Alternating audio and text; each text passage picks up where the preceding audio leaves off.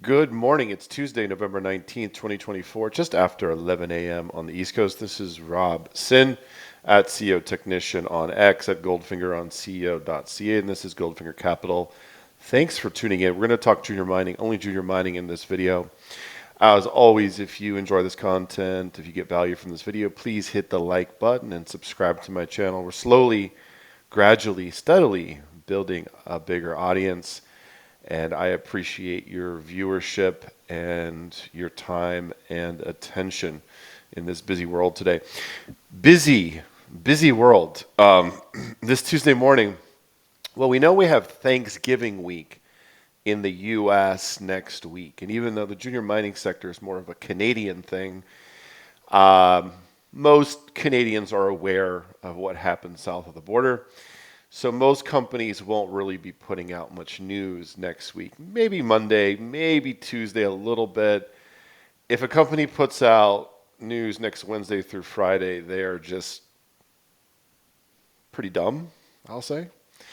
Or they just drilled a spectacular hole and they couldn't wait to put it out to the market. They had no choice or something. But yeah, you're not going to see much news next week, right? I mean, that's pretty clear based upon experience. But this week, we're getting a deluge, a monsoon, a news monsoon. We're awash. It's a fire hose of just news. This morning was the heaviest news morning, I think, of 2024. Tell me if you think I'm wrong on that, if there was another day that had more NRs, but it was a pretty heavy news day. I mean, just companies that are on my radar, there were more than a dozen, right? That's just my little, universe of stocks, which is far from exhaustive, considering there's like 1,000 companies on the TSX-V. We're getting a little bounce back in gold this week, knock on wood. Got to 25.41 last week, got up to over 26.40 this morning. So $100 an ounce bounce after a $260 an ounce drop. So 38.2 fib, retrace roughly, pretty good bounce so far, but still doesn't feel great considering the extent of the damage. The GDXJ is bouncing over 5% this week after 4 consecutive down weeks. But that doesn't translate over to the TSX-V. Canada, barely green this week. And actually putting in sort of a gravestone doji candlestick this week. Why is the TSX-V not following the GDXJ? I thought it's a junior mining ETF. Well, the GDXJ is more mid-tier, so they're actually companies that produce metals, gold and silver mainly, bigger companies. The TSX-V are the microcaps, under $100 million mostly. And we are in the teeth of tax loss selling season here in 2024. So just call it like I see it. Rocks are hard and water is wet. The next couple of weeks, we're probably going to see more tax loss selling. Probably once we get closer to the middle of next month, it will start to dry up. And then certainly as we get closer to Christmas, we might see a lift in some of these beaten down stocks, right? But for the next 2 weeks, just brace yourself. This is what happens pretty much every year. We always think it might be different, but it never is. It's never different. I mean, obviously, some stocks won't have as much tax loss selling as others, but there are headwinds out there for the next couple weeks. It's as simple as that. But the good news is it won't last forever, and it offers tremendous opportunities for those who have dry powder and have been doing their homework and have a shopping list. Really the best time of year to be putting capital to work in the junior mining sector. It's facts. Absolute truth there. It's the best time of year to be buying. So we'll just move on from that. So I chose 4 companies Again, not exhaustive. I'm not going to go into great detail on these four. This is just more of an overview type of video. There's also companies I'm not going to mention, like Outcrop, Silver and Gold put out good news this morning. Definitely a few others. Talon Metals had another great hit at Boulder Dash. Looks like some massive sulfides in part of the hole that they showed some core photos for. Encouraging what they're doing up in Michigan, but they're not getting any love because their stock is basically at its low for the year. There's a big overhang of shares there, and we're in tax law season. So until we get through these next 2 to 3 weeks, it's going to be just tough sledding. But if you look at the news from Talon, the last couple of pieces of news they put out about Boulder Dash and what they're doing in Michigan, including the Roland target. It's not just Boulder Dash. They'll also be drilling more at Roland where they think they're onto something. Could be an opportunity. I'm not really going to give any advice in this video. It's more of an overview, video, but it could be an opportunity in Talon. I've been taking advantage of it. Hasn't really worked out, but we'll see. Time will tell. In the fullness of time as we get into 2025, we'll see if Talon will bounce back. So Hercules Metals, so big.V, down today. It had a little bounce Friday and Monday. Now giving it back, basically gave back the whole bounce. We're still sitting here basically right on the 52-week low here, 47, 48 cents a share. But I want to, remind everyone that the price action in some of these stocks in the junior mining sector for the next couple of weeks may not really be indicative of the real fundamentals and the news flow, the quality of it at least, right? It's just people are selling to lock in tax losses to reduce their end of year tax bill to the government. It's really that simple. So it's not necessarily, rooted in any real, analysis or fundamentals of what's going on with these companies. It's just blind selling. If I can sell my 300,000 shares, if I can get it off, I'm going to get it off. Even if it's down 7% on the day, I'm just hitting the bid and I'm out, right? I want to book my, my loss here so I don't have to pay taxes on gains I have in other areas of my portfolio. So if you want a deeper read on it, please subscribe to my Substack, Goldfinger Capital. It's the featured article right now. I put it out basically right after the market opened this morning. Sort of unpacked a lot of the info in today's news, but I'll go over it quickly here. So this news was about 3 holes, well, 4 holes actually. So 2410 through 2413. 2410 is a story for a little bit later in this video, but the highlight hole is 2412, which is a step out to the north along that western trend towards Grade Creek. So it's a step out from 2408, 300 plus meters to the north towards Grade Creek, towards this mag anomaly that's circled here in this plan map. And they basically hit 338 meters of 0.5% copper equivalent. Very respectable hole, very similar type of result to hole 2408. So definitely putting together a bit of a trend here as they move to the north, and they got away from this area, this leach cap sort of over here to the west. They got away from this sort of like fault zone, and they seem to be on to a new trend here.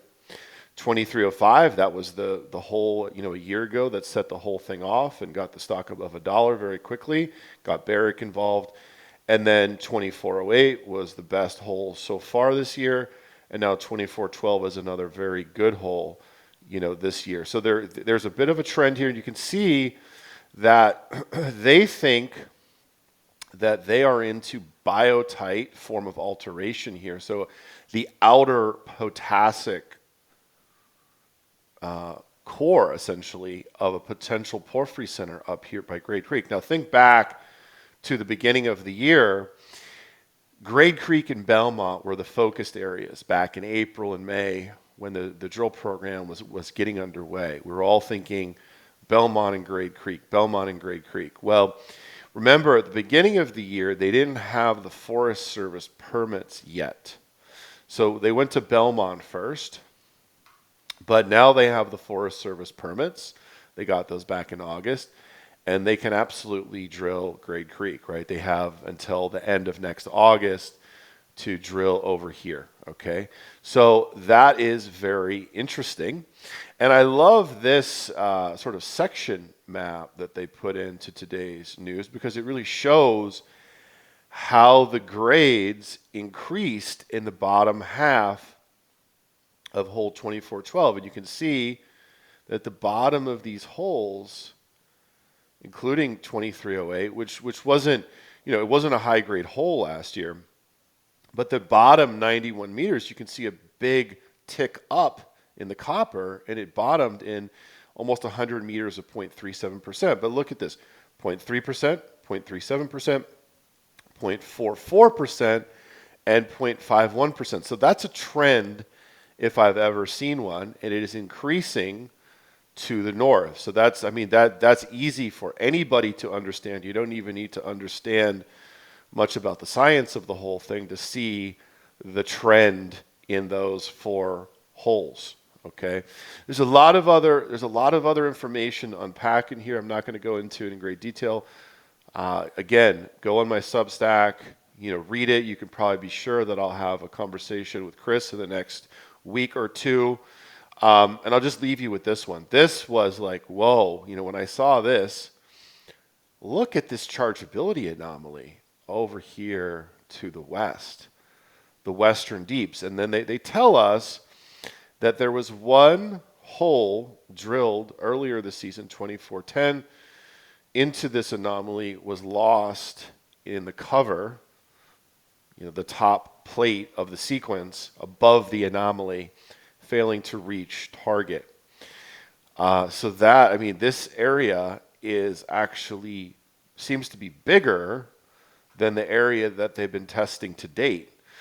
So there's a lot to delve into here, a lot of questions to sort of ask and answers to come up with to better understand the whole picture now here as the 2024 season comes to a close in Idaho. In Idaho, so we still have, I believe we still have 10 holes pending. So we still have from 2414 through 2422 still pending, including these holes. There's a lot of graphics in this news. These holes down here, the southeast holes that appear to have also maybe found another early porphyry center, a potential porphyry center down here to the southeast. So it started with Belmont and Grade Creek, and it looks like it's winding up the year with Belmont and Grade Creek, and then a new bonus zone to the west, which we basically know nothing about. We know nothing about it, aside from one hole was attempted into it and couldn't get into the Triassic sequence. So I thought this morning's news was the best I've ever seen from the company, just the way it was written, the quality of the graphics, the presentation, the order of the presentation. And we're on another cliffhanger. We've got a few cliffhangers here. And I'll just leave it at that. Core Assets. So Core Assets puts out a bunch of assays here this morning from its Silverline project in BC, Canada. The headline is longest massive sulfide to date, 11.8 meters of 10.6% zinc, 0.36% copper, and 16 grams per ton silver from surface. That's a great hit. That's at the Whaleback Skarn, right? So that's a Skarn hit. Fantastic hit.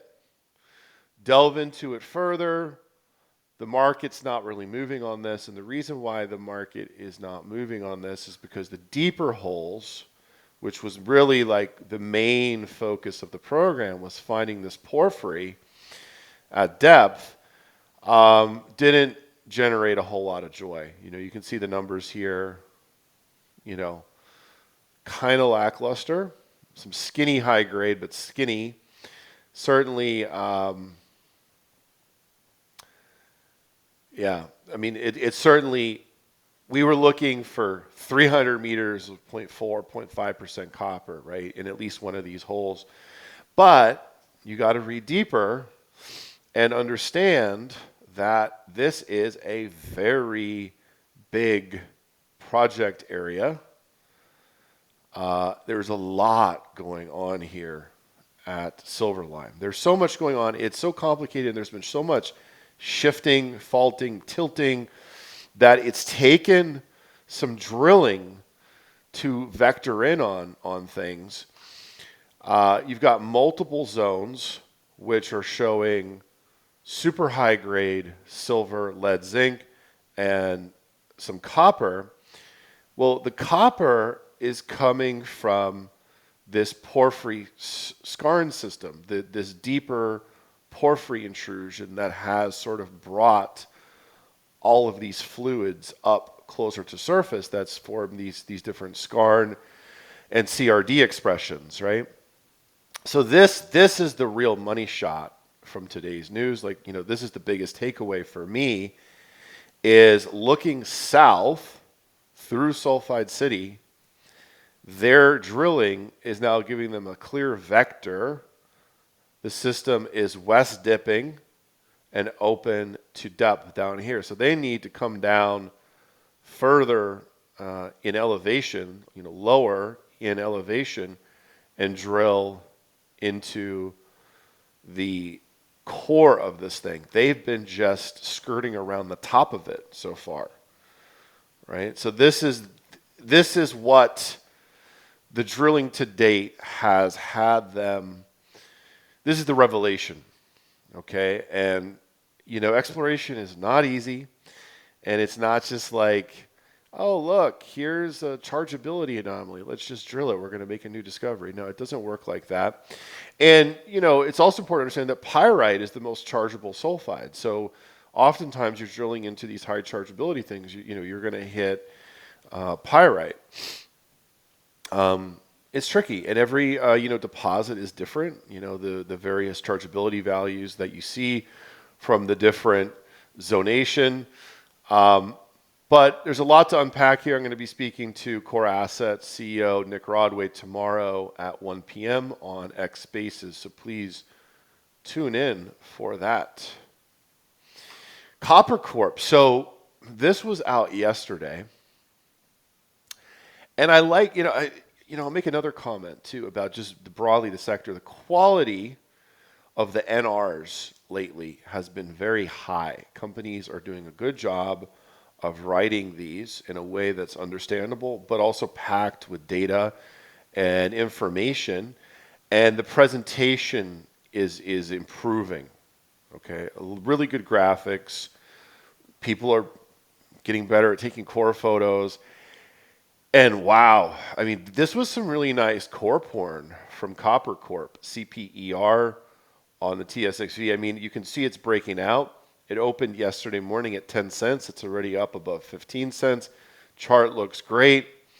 But this definitely impressed me. When I saw these textures, these are IOCG textures. And there's a lot going on here. It's pretty complicated. Maybe there's some porphyry aspect to this.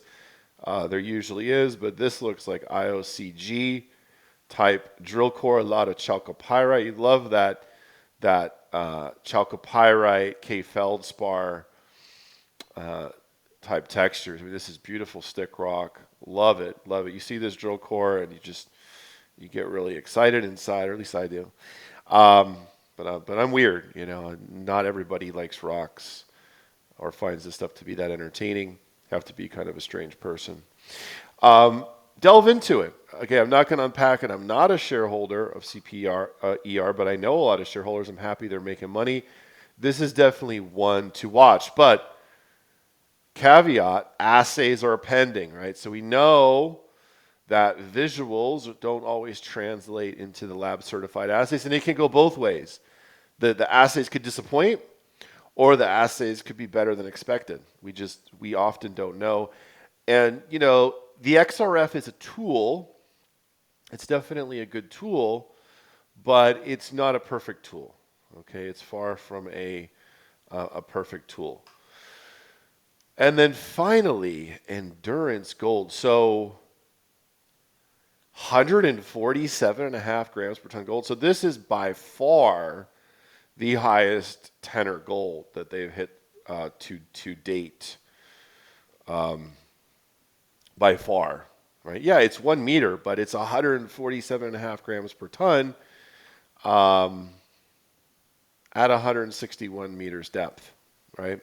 And this is in the crown zone. So looking at the drill plan map, here is the crown zone. It's in between the Imperial and Eagle zones.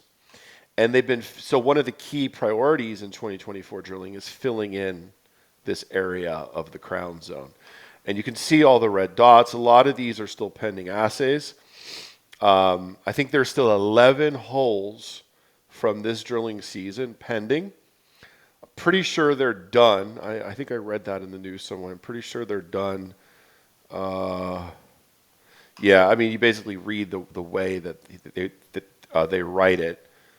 Yeah, it's basically, insinuating that the drilling is done. But 11 holes pending assays here.